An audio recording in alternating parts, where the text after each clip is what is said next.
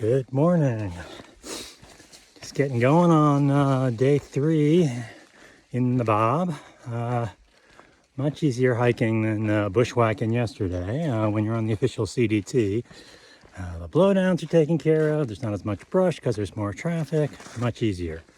Had a decent night's sleep. I mean, I felt like I was awake a lot of the time, but then you realize you've been in bed for 9 hours and the sun's coming up, so I must have gotten some sleep.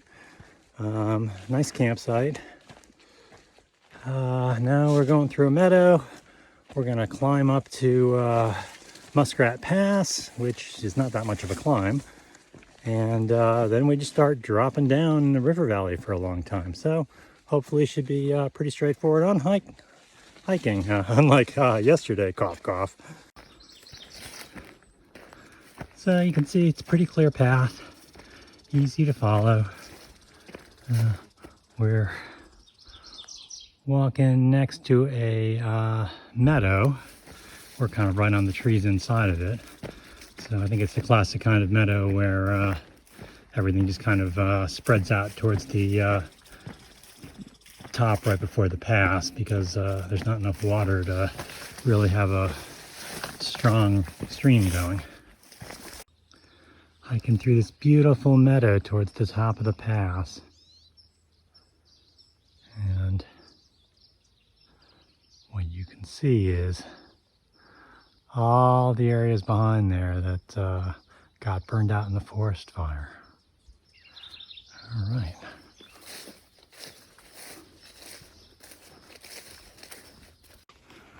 Well, I guess one advantage of forest fires is you get the view. So this is where I've come from.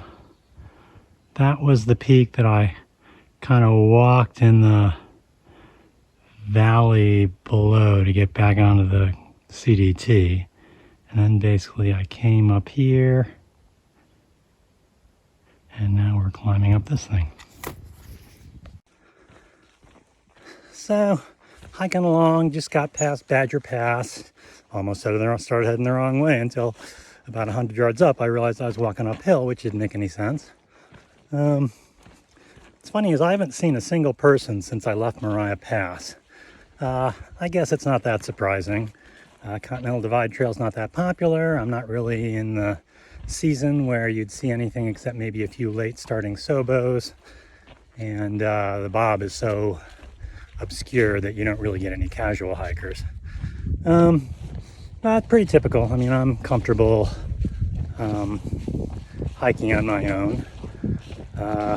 When I hiked the Appalachian Trail, obviously there were a lot of people around, and I had a couple tramways that I hiked with. Like on the third day of the hike, I met Bob, who was a super athletic aerial skier. And then about a week later, we hooked up with Bill and Jean from Pagoda, New Jersey, and we hiked together for 6-8 weeks, something like that. And then at that point, I realized I was not going to get to Maine in time before I had to return to school unless I picked up the pace. Typically on the AT then, heavy packs and so on. You hiked 15 to 18 miles a day. Given the number of Neros you took, given there's so many towns, most people averaged about 15. So I had to crank it up. Then when I hit Vermont, I started hiking with Glenn and Shell and Shell's dog Bert. So we hiked together for a couple of weeks anyway, going through Hanover and so on. And I hiked with them until I dropped out. I had to drop out about 200 miles, maybe 150 miles from the terminus because school was starting up. So I had to come back and finish it the next fall. I have to say, on the Pacific Crest Trail, it was more like this. I never saw anyone. Once I left Kennedy Meadows, I didn't see a single through hiker until maybe Washington, where I saw one set of people who were flip-flopping heading the other way. And the CDT, a little different experience. I mean, I don't think we saw a single CDT through hiker, but I hiked with a partner, Pat Baudet from Quebec. So we had a lot of companionship. So 3 very different experiences, one with big roving society, one very solitary, and one where I was hiking with one guy and he didn't speak English. All right. Well, classic meadow walking.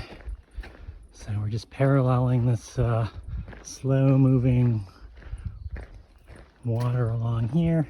It's a beautiful trail. Now that I'm on the official CDT, it's pretty cruisy. So hopefully today will be easy. Saw a trail maintenance crew on horses. A couple summer interns, 3 full-time employees. They're taking care of the blowdowns there, but they said no one's gone up to Spotted Bear yet, although one of them recommended Spotted Bear as a more scenic route. So I think I'm going to take it. As you can see, we're just walking through burned out trees, which are aptly called widowmakers. I believe someone on the PTC got killed by one when he camped near in a burned out area a year or 2 ago. So gonna hit the Spotted Bear alternate in a mile or 2, and then we'll see which direction I take. Waterfall on the hike up to Switchback Pass. Beautiful waterfall on the hike to Switchback Pass. Man, okay, we're finally getting a little higher. This is why we climb.